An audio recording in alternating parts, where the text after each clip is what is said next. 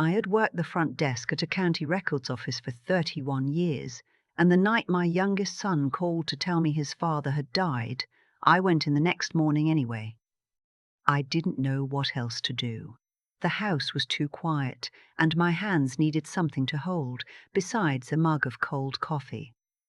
So I put on my navy cardigan, the one with the loose button on the third snap, and I drove myself to work at 6:45 in the morning like I always had. That was the beginning of what I now call my invisible years. Not because no one could see me, but because I had stopped being visible to myself. My name is Lorraine. Wait, no, I'll start over. My name is Greta Simmons. I am 64 years old, and I live in a 2-bedroom house in Decatur, Georgia, that still has my late husband's fishing magazines stacked by the back door because I cannot bring myself to throw them away. His name was Ronald. We were married 40 years. He died on a Tuesday in March, and by the following Monday I was back at my desk filing property transfer documents for people I had never met. People thought I was strong. I wasn't. I was just moving. For the first year, my daughter drove me to work. She lived 15 minutes away, and she'd pull up at 6:30 sharp every morning, and I'd climb into her little silver Kia, and she'd hand me coffee without saying anything, and we'd ride in silence most of the way. That was its own kind of kindness, the silence. She knew I didn't want to talk about him before I'd had a chance to put my professional face on. But she had her own life.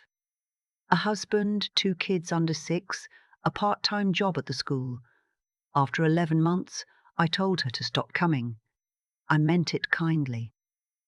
She cried a little in the driveway when I said it, and I patted her hand and told her I was fine, and she believed me because she needed to.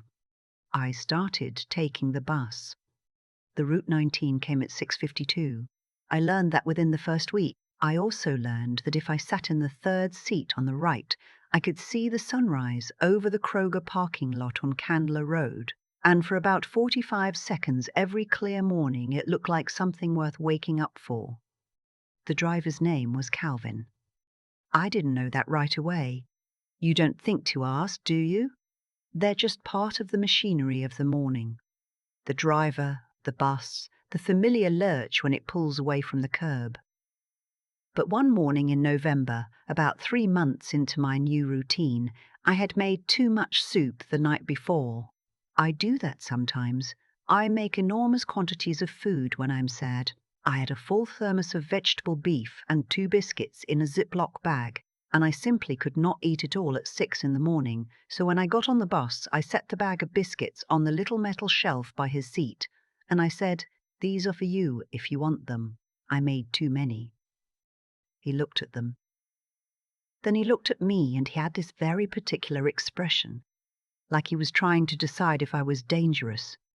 "I'm not trying to poison you," I said. "They're just biscuits." He laughed. It came out surprised, like he hadn't expected to laugh that morning. "Thank you, ma'am," he said. "I appreciate that." His name was Calvin Reed. I found that out the following week when he was wearing a new transit authority badge with his photo on it. He was younger than I'd assumed from the back of his head. Maybe mid-40s, broad-shouldered, with close-cropped grey at his temples that made him look distinguished, even in the standard issue uniform. He had a way of watching his mirrors with the kind of calm focus you only get from doing something a long time, and doing it well. I started bringing him things, not every day. I didn't want to make it strange, but once a week, usually a Thursday, I pack a little something extra, a slice of pound cake in a sandwich bag, a couple of those individually wrapped peppermints from the bowl on my desk, once a small container of the sweet potato pie I made for Thanksgiving and couldn't finish by myself. I'd set it on that shelf when I boarded, and he'd nod, and I'd take my third seat on the right, and we'd ride. Sometimes he'd say something when I got off. "Have a good day, Miss Greta." Just that. I don't know when he learned my name. Maybe I told him and forgot. But it became part of the routine too, and the routine was what held my days in place. I want you to understand what routine means when you're grieving. It isn't a luxury. It is the architecture of survival. Every small repeated thing, the same seat, the same coffee, the same two words from a near stranger, is a load-bearing wall. You don't know that until one of them is gone and the whole ceiling shifts. At work, I had been moved to a different unit after Ronald died. My supervisor, a well-meaning woman named, well, she doesn't need to be in this story. She moved me to the Property Records Research Division, which meant fewer people interacting with me directly and more time alone with boxes of old files. I think she thought she was protecting me. Maybe she was. I filed things. I catalogued things. I found small errors in old documents and flagged them. It was dull work, and it suited me fine. About 6 months into riding Calvin's route, something shifted in those files I was working with. I was going through a batch of estate transfers, routine stuff, property passing from deceased owners to heirs, and I started noticing a name that kept appearing in places it shouldn't. I am not going to use his real name here. I'll call him Mr. Fowler. Mr. Fowler's name appeared as a witness signature on 7 separate property transfers over 4 years. That was not unusual by itself. Witnesses are common, but in 4 of those cases, the original property owners were elderly women living alone, and in 3 of those 4, the transfer happened within 8 months of the owner moving to assisted living or a memory care facility. Now, I have to tell you something about the nature of county records work. Most people think of it as boring, and it is. But boring work done consistently produces a particular kind of knowledge, the knowledge of patterns. You see enough documents pass through your hands, you develop a sensitivity to when something sits wrong the way a musician can tell when a note is slightly flat. They can't always say why, they just know. Something sat wrong. I flagged the files. I wrote a note to my supervisor. And then, because I am 63 years old and I have been doing this long enough to know that notes get buried, I made copies and put them in my own bag to look at home. That was a Thursday. The next morning, Friday, I got on the Route 19 at 6:52. I sat in my usual seat. I had a small bag of snickerdoodles for Calvin's shelf, because snickerdoodles travel well. The morning was unremarkable. Cold for Atlanta, 41 degrees, and there was that particular quality of light in December where the sky stays an unfinished grey until almost 8 o'clock. I had my coat buttoned to the top and my bag in my lap, and I was thinking about the files, about Mr. Fowler, about whether I had simply found a coincidence or something worse. We came to my stop, the corner of Commerce and 3rd, where I got off every day and walked 3 blocks to the office. Calvin did not stop. He slowed almost. I saw his turn signal flick on and then off again. And then the bus continued past my stop, past the gas station on the corner, past the dry cleaners with the orange awning I passed every single day. I sat up straight. "Excuse me," I said, loud enough to carry. He glanced in his mirror. "I missed my stop," I said. "Yes, ma'am," he said. "I know. Give me just a minute." There were 4 other passengers on the bus. None of them seemed alarmed. I told myself not to panic. I am not generally a panicking person, but I will admit that my hands tightened on my bag. He pulled the bus over 2 blocks further up, into a small lot beside a closed tyre shop. He put it in park, and he turned around in his seat, which drivers don't generally do, and he looked at me directly. "Miss Greta," he said, "I need to tell you something, and I need you to hear me out before you say anything." I said, "All right." He said, "There is a grey Camry that has been following this bus for the last 3 mornings." I stared at him. "Every morning this week," he said, "when I pull to your stop, that car pulls up half a block behind and waits. When you get off, it moves.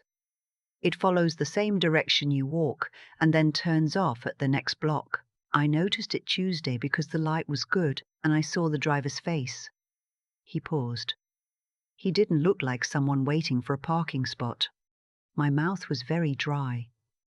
"This morning," Calvin said, "the car was there again. It's parked 2 blocks back right now. I didn't want you walking off that bus without knowing. I'm going to tell you what I felt in that moment, because I think it matters. It was not quite fear. Fear for me comes fast and hot and leaves quickly. What I felt was colder and slower than that. It was the sensation of understanding arriving before you're ready for it. Like when a doctor says a word and your body knows what it means before your brain has caught up. I thought about the files in my bag. I thought about Mr. Fowler. I said, "Calvin, what did the driver look like?" He described a white man, 50s, heavy set, wearing a dark jacket. He said the man had sat very still both times, not looking at his phone the way most people do when they're waiting, just watching. I knew that description. Not the man personally, but I had seen a photo. In one of the property transfer files, there was a notarized document with a small identification photo attached, a standard process for certain estate witnesses in Fulton County. The photo was of a man who matched that description closely enough to make the cold feeling worse. "I have some documents in my bag," I said slowly. "Work documents, about some irregularities I found." Calvin didn't say anything for a moment. Then he said, "You want me to call someone." I thought about it. I thought about my note to my supervisor, which was sitting on her desk and might or might not get read before Monday. I thought about the copies in my bag. I thought about the 3 women, elderly and alone, who had signed property over to someone in the months before they lost the ability to understand what they were signing. "Yes," I said, "I think that might be good." He called dispatch to report his delay. Then, at my request, he waited with me while I called the Fulton County DA's office on my cell phone. I had the number because I had worked adjacent to legal offices for decades, and I kept certain numbers. It went to voicemail. I left a message that I suspect sounded overly calm, because that is what I do under pressure. I go very calm and very precise, and I speak in complete sentences. Calvin said, "Do you have anyone you can call? Family?" I thought about my daughter and her 2 small children and her husband, who work long hours, and I thought about how she had cried in the driveway when I told her to stop driving me, and I did not want to call her. I called my son instead, my youngest. He was at work already. He managed a supply warehouse in Norcross, and he answered on the second ring, and I explained the situation in the same complete sentences I had used for the voicemail, and there was a silence on his end, and then he said, "Mom, do not get off that bus." "I'm not planning to," I said. He was there in 40 minutes. He pulled up in his truck and knocked on the bus door. Calvin opened it. My son came up the steps and looked at me sitting in my seat, with my coat buttoned and my bag in my lap, and he looked at Calvin and he said, "Thank you." Just those 2 words, but the way he said them. Calvin said, "She brings me snickerdoodles." My son didn't know what to do with that, but he nodded like it explained something. We filed a formal report that afternoon with the county sheriff's office and separately with the state attorney's office. The documents in my bag became part of an investigation that I am not at liberty to discuss in full detail because it is ongoing.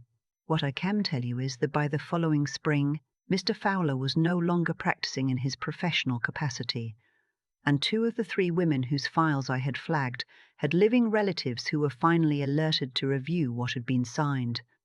The grey Camry, as it turned out, was registered to a man connected to Fowler's professional network. Whether he had followed me because he knew what I had found, or because someone in the records office had mentioned my flagged report, I never learned for certain. What the investigators told me is that the timing suggested I had been watched for at least 3 days. 3 days, and I hadn't noticed. Calvin had. I want to stop here for a moment because I think about this often. I was the one who found the documents. I was the one who made the copies. I understood what I was looking at because I had 31 years of looking at documents, but I was also 63 years old and grieving and moving through my days with just enough of myself present to keep the routine going. I was not, in those months, fully paying attention to my own life. Calvin was paying attention to mine. He told me later that he had a habit of watching his regular passengers the way you watch the road. Not intensely, just with a kind of ongoing ambient awareness. He said when you drive the same route long enough, you notice the shapes of people's mornings. You notice when something is off. He said he had actually noticed the Camry before Tuesday, but hadn't been certain enough to say anything until the pattern repeated. I asked him why he finally said something on Friday instead of waiting another day to be sure. He looked at me for a moment. Then he said, "Because it was your stop." I have thought about that answer a great deal. We kept in touch after that. Not romantically. I want to be clear about that, because I know how these stories can sound, and I am not in a chapter of my life that is oriented toward romance. But we have coffee sometimes, Calvin and I, at the diner on Flat Shoals Road that he likes, because they give real cream instead of the little plastic cups. He is divorced, has a grown daughter in Charlotte he talks to every Sunday. He coaches youth basketball on Saturday mornings, which is something I would never have guessed. My daughter cried again when I told her the full story. She kept saying, "Mum, why didn't you call me?"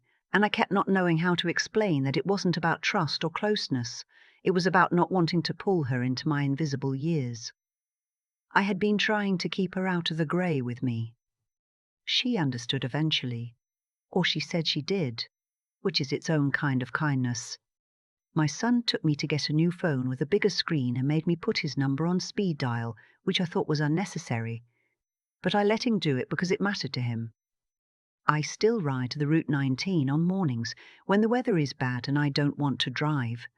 I still sit in the third seat on the right. The sunrise over that Kroger parking lot is different every time. Some mornings pink, some mornings that particular pale orange that looks like something is being lit from inside. I don't bring Calvin food as often now. It feels different now that we talk, like the gift was for those months of silence, and the silence has passed. But last Thanksgiving, I left a full sweet potato pie on the shelf, because some habits are worth keeping, and because I'm not entirely sure I would have known to make that phone call, to sit still on that bus, to let someone else hold the weight of watching for a few minutes. If I hadn't spent a year learning how it felt to be seen by someone whose job was simply to pay attention. He drives the same route still, 652, Commerce and 3rd.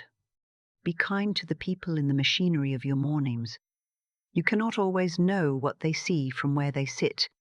I have gone back and forth in my mind about what saved me that Friday morning. The easy answer is Calvin. But I don't think that's the whole truth. What saved me started long before the grey Camry appeared in his mirror. It started on a cold morning when I had leftover biscuits and no one to give them to. It started with a small decision to treat a near stranger like a person instead of a function. Not because I expected anything, not because I was trying to be good in any deliberate way, but because I was lonely, and the loneliness had made me softer than I'd been before Ronald died. Grief does that sometimes, if you let it. It strips away the part of you that's too busy to notice other people. What I know now is that kindness, when it's real, is not a performance. It's a practice. And like any practice, like keeping records, like driving a route, it produces knowledge over time.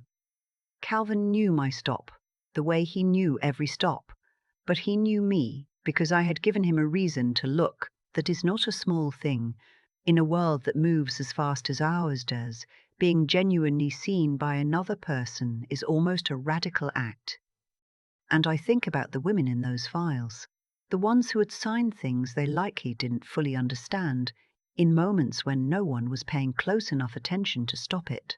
I had 31 years of pattern recognition sitting in my hands, and I almost walked past those documents the same way I had walked past 100 others. What made me stop was the same thing that made Calvin stop the bus. A quiet, persistent habit of paying attention, even when nothing seems urgent.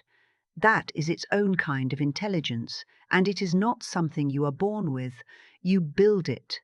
Slowly, over years of showing up and doing the work carefully, even when no one is watching. There is also something I want to say about what it took to stay on that bus. Not just physically. I mean the part of me that had to decide in a matter of seconds to trust what Calvin was telling me. I had spent a year making myself smaller, keeping my worries inside, not wanting to be a burden to my daughter or anyone else. The version of me from 2 years earlier might have said, "Thank you," gotten off at the next stop anyway, and walked home telling herself she was fine. But I had also spent that year learning, slowly, imperfectly, how to let someone else hold the weight of watching for a little while. That is harder than it sounds. Accepting help without shrinking from it requires a kind of quiet courage that I do not think gets talked about enough, especially for women of my generation who were raised to manage everything alone and call it strength. I am not the same person I was the morning I handed Calvin that first bag of biscuits. I am more watchful, more willing to speak up when something sits wrong, more willing, too, to sit still and let someone else speak when they have seen something I have not. The biscuits mattered. The attention mattered. The willingness to act on what you know. That mattered most of all. None of it was wasted.